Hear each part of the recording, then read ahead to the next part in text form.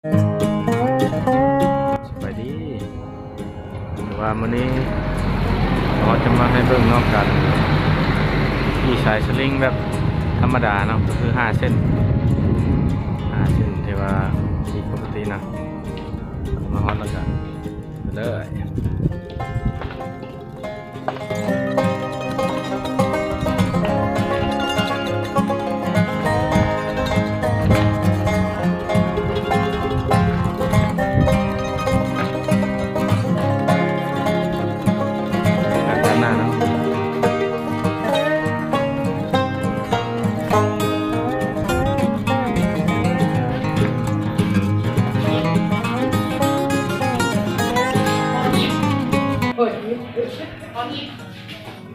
ไปดีไปดีได้แล้วเนาะเจ้าไปดีก็เชิญเด้อพี่น้องที่มาร่วมกิจกรรมทำอยู่บูบามานะตอนนี้เป็นกำลังที่เป็นยอดฮิตของเล่นเที่ยวของเบงของมวลเลยเป็นที่สายสลิง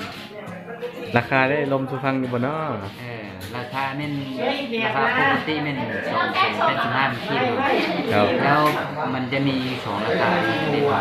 ถ้าว่าผู้ใดสนใจมาเที่ยวตอนตะเวนขึ้นบ่ตะเวนตกบ่อันนี้เป็นราคาแบบนี้เป็น380,000เนาะอันนี้ก็สบายทุกอย่างได้พี่รู้ไหมครับพี่หลังจากซื้อปีแล้วนะพนักงานเขาก็จะใช้ชุดให้นะมีพนักงานใช้ชุดเช็คความเป็นระเบียบเรียบร้อยเนาะละเอียด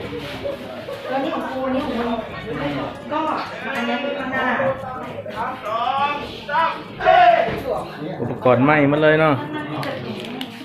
ใหม่เยี่ยม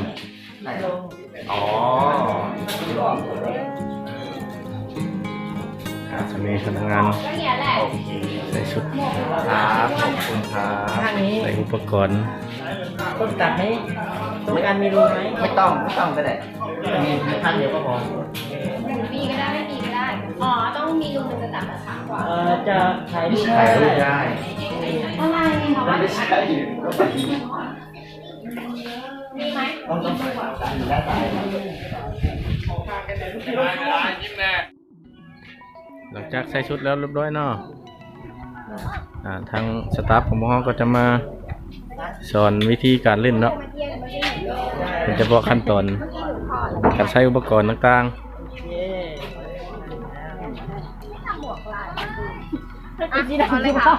ทุกครั้งนะทุกครั้งตัวจะออกก็จะต้องมีการฝึกสอนทุกครั้งเพื่อได้แล้วความชินเคยเนาะครับเวลาขี่มันลมมันแรงถ้าแน่นเกินมันเดี๋ยวคนตาหลุดโอเคสวัสดีครับผมชื่อมิชัยเราละเราไทยไหนด้วยเนาะสบายได้ทำในกิจกรรมของเราก็มีอยู่3กิจกรรมมีเขาขาแล้วก็เดินสะพานจะขาดหรือว่าไปเลยแล้วก็เดินป่าอุปกรณ์ของเราจะมีอยู่2อย่างหนึ่งก็คือแลนยาร์ดหรือว่าสายเซฟตี้วิธีเปิดก็จะเห็นหัวเล็กๆตรงนี้ใช้นิ้วกดลงแล้วก็ปล่อยมันจะล็อกอัตโนมัติ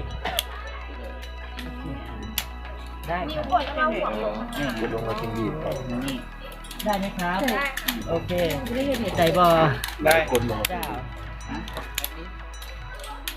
ข้างนอกบัวเราจะอยู่ไซน์อุปกรณ์ตัวนี้จะสำคัญที่สุดเกี่ยวกับการดินกิจกรรมของเราภายในครั้งนี้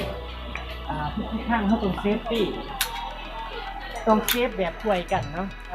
มันจะเป็นมันจะดีเนาะถามว่าถ้าไม่เซฟแบบช่วยกันเวลาเขาย่างอยู่บนสะพานเนาะบางคนจะสอบจับนึงเนาะมือไปโดนมันจะไปเลยอาจจะหลุดต้องสลับกันค่ะโอเคเวลาจะเคลื่อนที่จากจุดหนึ่งไปอีกจุดหนึ่งต้องปลดเกียร์ข้างต้องเซฟนี่ก่อน แล้วค่อยกดตัวที่สอง ไว้เหมือนเดิม ช่วยเหมือนเดิม แล้วก็ปีนขึ้นหรือปีนลง ก็ทีละข้างทีละข้างเหมือนเดิม ห้ามกดสองข้าง บางคนมักง่ายกดอย่างเงี้ยกดอย่างเงี้ยลื่น อ๋อ ลื่นแล้วก็เสร็จเลย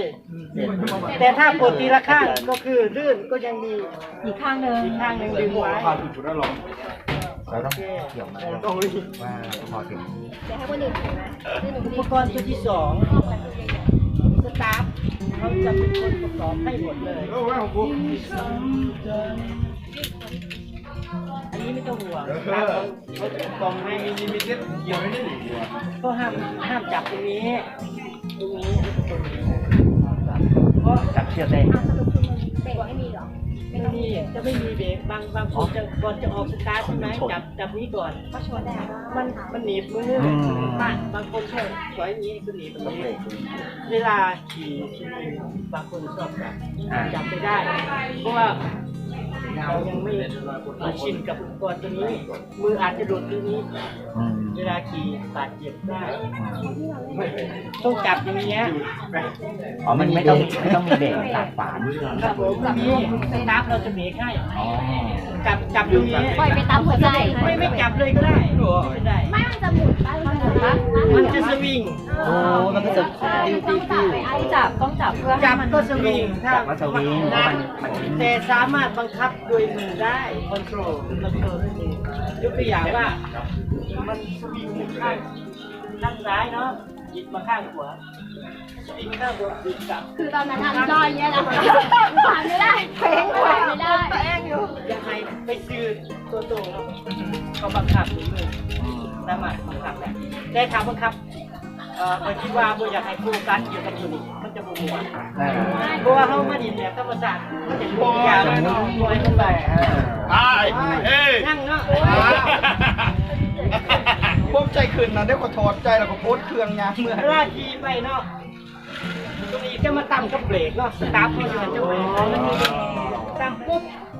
สตาร์ทเขาจะเบรกเรียกซ่าลงดึงแต่ยุดเนาะและสตาร์ทเขาจะบอกให้จับเสือกดีก่อน อ๋อ แต่สตาร์ทเขาจะดึงเขาหนาเข้าบนจับเขาจะไหลออก โอ้ยเลยแล้วใครจะมาช่วยอ่ะ ต้องช่วยตรงนี้ เคนะเคนะ แต่ไม่จับเชือกเนาะเขาจะดึงเขาแต่มีอีกเคสหนึ่งเนาะที่เกิดบาดเจ็บเห็นเขาไล่ออกได้เลยโอ้โหว่ะข่าวหน้าขี่สันไปไม่พลาดแน่นอนว่ะไปกับตามปุ๊บหัวจะเชือกเลยมันยังไวหัวพุ่งเชือกเบรก อ๋อ เพราะฉะนั้นเขาเรียกว่าต้องหยุด ให้หยุดก่อน หยุดช้าที่สุดสตาร์ทก็จะจับไม่ใช่ชนปุ๊บฟังได้อยู่ไรสตาร์ทนี่ครับโอเค